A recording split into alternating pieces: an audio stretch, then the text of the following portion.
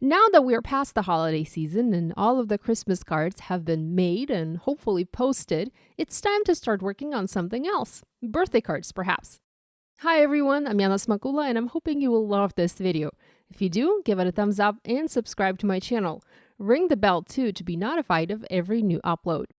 We're all used to coloring with alcohol markers, and I'm using Copic markers in this video on white cardstock. But you can, in fact, color with Copics and other colors of cardstock as long as it's fairly light in color. I love to use colored cardstock on my handmade cards, and in my previous video for my favorite things, I shared how I color images on colored cardstock with the help of colored pencils. Now, I don't always have the time it takes to color with my colored pencils, as to me, coloring with pencils is much more time-consuming than coloring with Copic markers. So for this video, I decided I would go wild and try to color with Copics on light pink paper. Here, I've already started working on my card by heat embossing a sentiment that reads, "You're strong, brave, and beautiful" in white embossing powder on light pink paper. I stamped it in the center of my panel, added white embossing powder. I did all the usual things that you would do to heat emboss, and then I heat set it with my heat tool to melt the powder. I'm going to set this aside for now. We won't be needing it until the end of the video. Now, I mentioned I'm making a feminine card, hence the light pink color and hence the flowers. If you're not a fan of pink, you can go with other colors. Now, the key here is to make sure to pick a light enough color of cardstock to still be able to color over it using your alcohol markers. Here, I'm stamping several flower images from the Brilliant Blooms set, and by the way, all of the supplies I'm using today are listed in the video description or in the blog post associated with it. I have one flower facing sideways and one large bloom. Now, the large bloom is actually too large for the card that I have in mind. So my plan is to only use the inner section of that flower to have a slightly smaller bloom on my card. I will be needing 3 flowers in total for this card, so I'm making sure to stamp enough here. I'm also using an alcohol marker-friendly ink to make sure that these stamped images are not going to bleed when I start coloring them. Now here I picked pink cardstock as I wanted to color my flowers using pink markers. And I didn't want to mess around with different colors too much, as that might have resulted in having muddy colors on my project. So here I picked a light pink cardstock for my base that also resembled closely the lightest marker color that I was planning to use to color my flowers.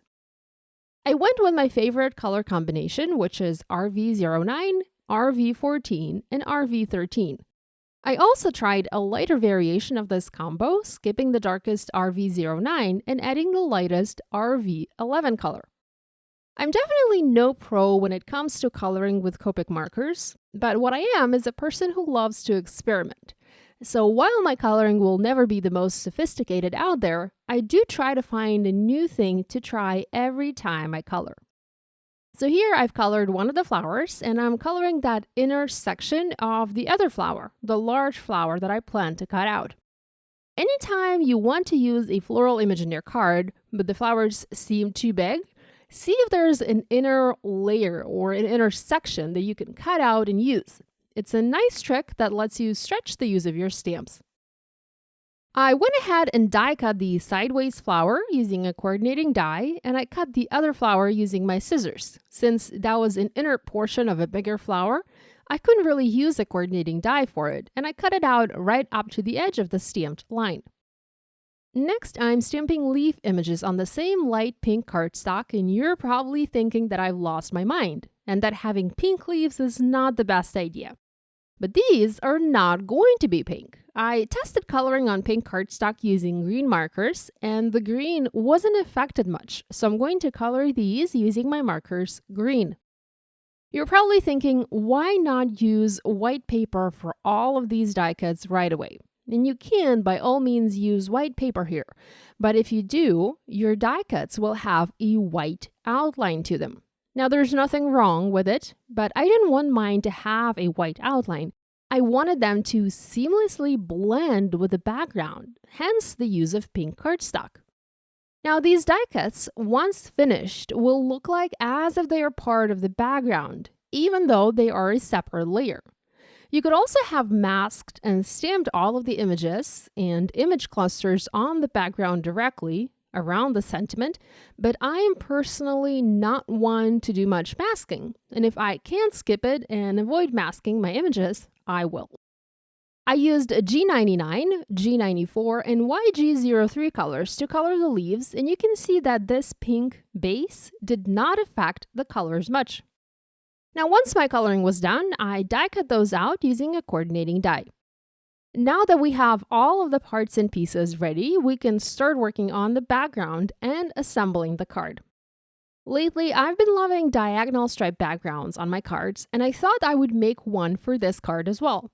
You can use a background stamp to stamp a background like this, but if you don't have a stamp, you can draw a background using the chisel nib of your Copic marker.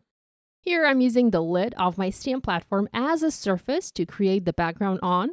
It's plastic, and that means I can easily clean it later. You certainly don't want to do this on your rubber mat, as that will stain it. You can use your glass mat, however. So I've taped a piece of cardstock at an angle, and I'm using my ruler and the chisel nib of my marker, this is RV09, to add diagonal lines.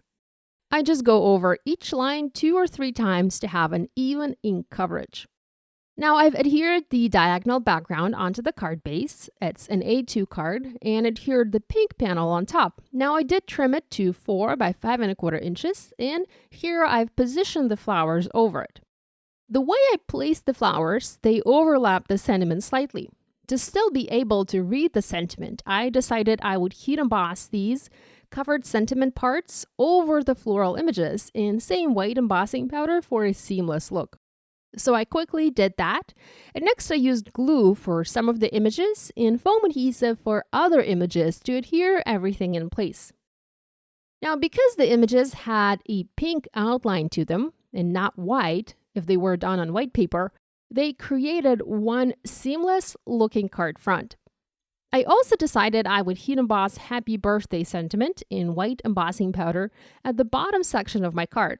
Originally, I wanted to stamp it on the inside of my project, but changed my mind to the front later. To finish it off, I used my white pen and colored the flower center dots white. This helped the flowers pop and really come to life. I hope you'll give this idea a try. If you do, please share online and tag us on social media. We always love seeing what you guys are making. On the screen, there is a link to a playlist with all of my coloring videos. Subscribe now not to miss any new card making tutorials. Thanks for watching. Love you guys. I'll see you next week.